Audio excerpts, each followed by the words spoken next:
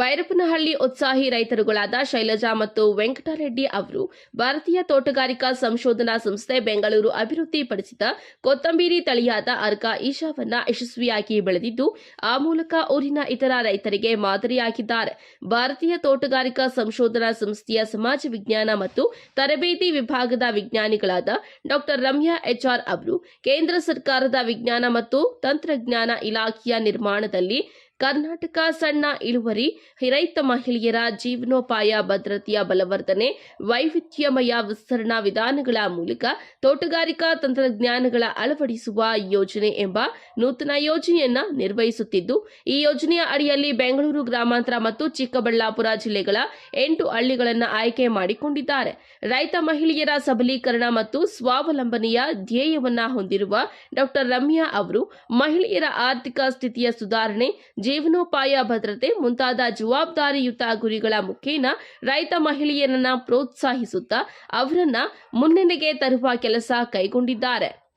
ಇನ್ನು ಅರ್ಕಾ ಈಶಾ ಕೊತ್ತಂಬರಿಯನ್ನ ಬೆಳೆದಿರುವ ಶೈಲಜಾ ವೆಂಕಟರೆಡ್ಡಿ ಅವರು ಮಾರುಕಟ್ಟೆಯ ಇತರ ಕೊತ್ತಂಬರಿ ಬೆಳೆಗಳಿಗಿಂತಲೂ ಈ ಬೆಳೆಯು ಅತ್ಯುತ್ತಮವಾಗಿದ್ದು ಬೀಜದ ವೆಚ್ಚ ಕೂಡ ಕಡಿಮೆ ಇದೆ. ಅಗಲವಾದ ಎಲೆಗಳನ್ನು ಹೊಂದಿರುವ ಅರ್ಕಾ ಈಶಾ ಸುವಾಸನೆ ಮತ್ತು ರುಚಿಯಲ್ಲಿ ಯಾವುದೇ ರಾಜಿ ಇಲ್ಲ. ಎಲ್ಲ ಹವಾಮಾನಕ್ಕೆ ಹೊಂದಿಕೊಳ್ಳುವ ಮತ್ತು ರೋಗಗಳ ಸಹಿಷ್ಣುತೆ ಇರುವುದರಿಂದ ಮಾರುಕಟ್ಟೆಯಲ್ಲಿ ಉತ್ತಮ ಬೆಲೆಯನ್ನ ತಂದುಕೊಟ್ಟಿದೆ ಎಂದು ತಮ್ಮ ಸಂತಸವನ್ನ ವ್ಯಕ್ತಪಡಿಸಿದ್ದಾರೆ.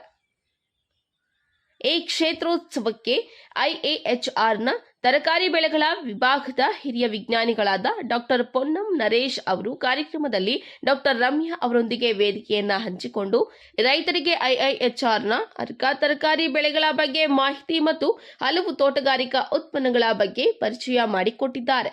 ಕಾರ್ಯಕ್ರಮದಲ್ಲಿ ಭಾಗವಹಿಸಿದ್ದ ರೈತರಿಗೆ ಅರ್ಕಾ ತಂತ್ರಜ್ಞಾನಗಳಾದ ಬೇವಿನ ಸೊಪ್ಪು, ಹೊಂಗೆ ಸೊಪ್ಪು, ಮಾವು ಮತ್ತು ಸೀಬೆ ಸಪೋಟಾಗಳನ್ನು ಕೊಯ್ಲು ಮಾಡುವ ಸಾಧನವನ್ನ, ವಾಟರ್ ಟ್ಯಾಪ್, ಫ್ರೂಟ್ ಪ್ಲೇಟ್ ಟ್ಯಾಪ್ಗಳನ್ನು ವಿತರಿಸಲಾಯಿತು. ಇನ್ನು ಸಭೆಯಲ್ಲಿ ಎಸ್ಆರ್ಎಫ್ಗಳಾದಂತಹ Vasanthi C, Surendra, Kaushika BK, Chelur FPO, Chelur ತೋಟಗಾರಿಕಾ ರೈತರ ಉತ್ಪಾದಕರ ಕಂಪನಿಯ ಲಿಮಿಟೆಡ್ನ ಅಧ್ಯಕ್ಷರಾದ ಕೆ ಸಹದೇವ ರೆಡ್ಡಿ, ಸದಸ್ಯರುಗಳಾದ K Lakshmidevamma, R Manjunath Reddy, CEO Venkatareddy, Byrappanahalli Shailaja, Shilpa, Ramanamma ಮತ್ತು ಇತರ ರೈತರು, ಗ್ರಾಮಸ್ಥರು ಪಾಲ್ಗೊಂಡು ಕಾರ್ಯಕ್ರಮವನ್ನು ಯಶಸ್ವಿ ಮಾಡಿದ್ದಾರೆ.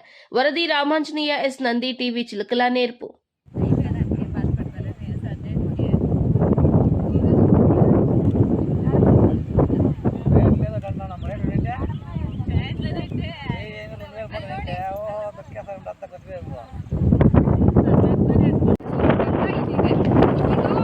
ತರಕಾರಿ ಬೆಳೆಗಳಲ್ಲಿ ಈಗ ಜಿಗಿ ಹುಳ ಬರ್ತವೆ, ಥ್ರಿಪ್ಸ್ ಬರ್ತವೆ, ರಸ ಹೀರೋ ಕೀಟಗಳು ಬರ್ತವೆ ಅಲ್ವಾ? ಅದರಲ್ಲಿ ಎಲ್ಲ ರಸ ಹಿಡ್ಕೊಂಡು ನಿಮ್ಮ ಗಿಡದಲ್ಲಿ ಸತ್ವ ಇಲ್ದಂಗೆ ಒಂದೊಂದು ಬಾಡೋಗ್ತವೆ, ಎಲೆಗಳು ಮುಗ್ದೋಗ್ತವೆ, ಇನ್ನೊಂದು ಕಾಯಿಗಳು ಸರಿಯಾಗಿ ಬರಲ್ಲ. ಆ ಸ್ಥಿತಿನ ಅವಾಯ್ಡ್ ಮಾಡೋಕ್ಕೆ ನೀವು ಜಾಸ್ತಿ ಕೆಮಿಕಲ್ ಅದನ್ನು ಅವಾಯ್ಡ್ ಮಾಡೋಕ್ಕೋಸ್ಕರ ಇದು ಬೇವು ಸೊಪ್ಪು ಮತ್ತು ಹೊಂಗೆ ಬೀಜ ಸೊಪ್ಪು ಅಂತ 2 ಇದೆ ತಂತ್ರಜ್ಞಾನ ಇದು. ಇದು ಏನು ಮಾಡಬೇಕು ಅಂದರೆ ನೀವು ಈ ಬೇವಿನ ಸೊಪ್ಪು ಏನಿದೆ ಇದರಲ್ಲಿ ಮತ್ತು ಹೊಂಗೆ ಬೀಜ ಸೊಪ್ಪಲ್ಲಿ ಇದು ಮಣ್ಣಲ್ಲಿ ಒಂದು ಅಂಶಗಳಿರ್ತವೆ, ಅದರಲ್ಲಿ ಒಂದು ಚಿಕ್ಕ ಚಿಕ್ಕ ಕಲ್ಲು ತುಂಬ ಸಣ್ಣದಾಗಿ ಪುಡಿ ಮಾಡಿ ಹಾಕಿದ್ರೆ ಹೆಂಗಿರುತ್ತೆ ಆ ಅಂಶಗಳು ಇದ್ರೊಳಗಡೆ ಇರುತ್ತೆ. ಅದೇನಾಗುತ್ತೆ, ನೀವು ಸ್ಪ್ರೇ ಮಾಡಿದಾಗ ಎಲೆ ಮೇಲೆ ಈ ಕ್ರಿಪ್ಸ್ಗಾಗಲಿ ಬೇರೆ ಕೀಟಗಳಿಗೆ, ರಸ ಇರೋ ಕೀಟಗಳಿಗೆ ಹೆಂಗೆ ಕಾಣಿಸ್ತವೆ ಅಂದರೆ ಆ ಚಿಕ್ಕ ಕಲ್ಲು ಒಂದು ದೊಡ್ಡ ಬಂಡೆ ಕಲ್ ಥರ ಕಾಣಿಸುತ್ತೆ. ಅದಕ್ಕೆ ಕಾಣಿಸಿದಾಗ ಅದು ರಸ ಹೀರಕ್ಕೆ ಹೋಗಿ ಅದ್ರ ಮೇಲೆ ಮೂತಿ ಇರುತ್ತೆ, ಅದ್ರ ಮುಂದೆ ಚೂಪುದು ಒಂದು ಇರುತ್ತೆ, ಅದಕ್ಕೆ ರಸ ಹೀರಕ್ಕೆ ಹೆಲ್ಪ್ ಮಾಡೋಕ್ಕೆ ಮೂತಿ ಮುರಿದೋಗುತ್ತೆ.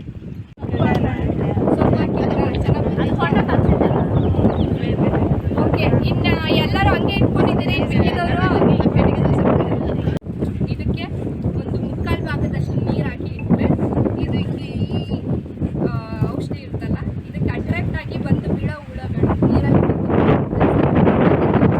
ಚೇಂಜ್ ಮಾಡಿ ನೀರು ಹಾಕಿರ್ತದೆ. ಯಾವಾಗಲೂ ನೀರು ಇರಬೇಕು, ನೀರು ಖಾಲಿ ಇರ್ತದೆ. ಇದರಿಂದ ನಿಮಗೆ 20% to 30% ಅಷ್ಟು ಹುಳನ ಕಂಟ್ರೋಲ್ ಮಾಡ್ಬೋದು.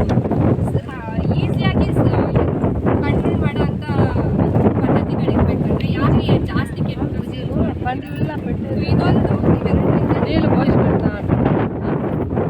ఏదో పోయేసి ఎంత అడిగితే వాడు కెమికల్ ఇస్తాడు 10,000 రూపాయలు. ఏ కెమికల్ అయితే 1000-2000 కన్నా తక్కువ ఉండదు.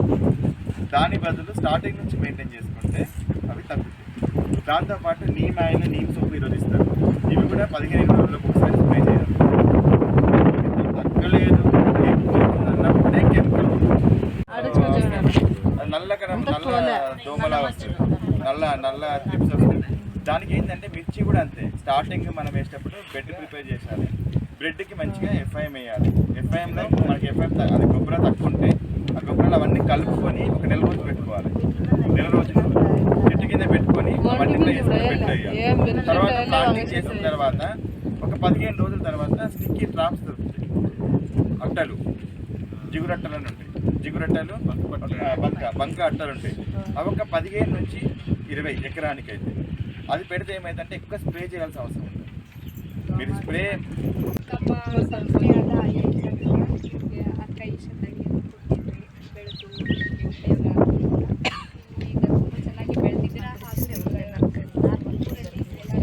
ಚೆನ್ನಾಗಿ ಬೆಳೆದಿದ್ದೀರಾ. ಇದ್ರ ಬಗ್ಗೆ ನಿಮ್ಮ ಅನುಭವ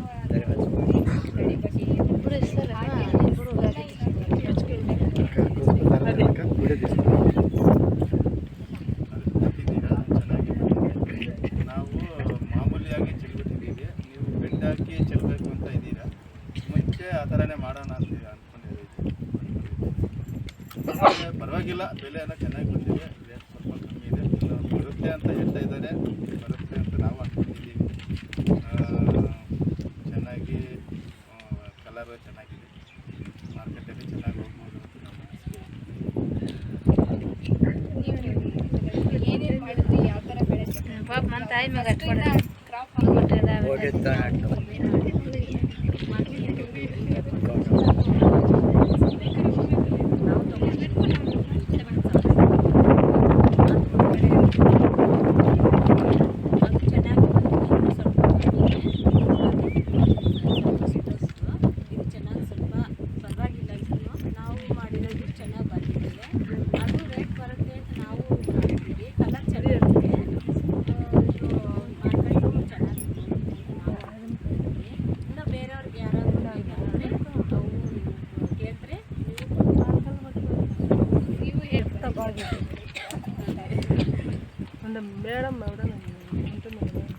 మేడం చెప్పి ఇప్పించుకుంటాము. గింజలు మీకు ఇమ్మంటాను.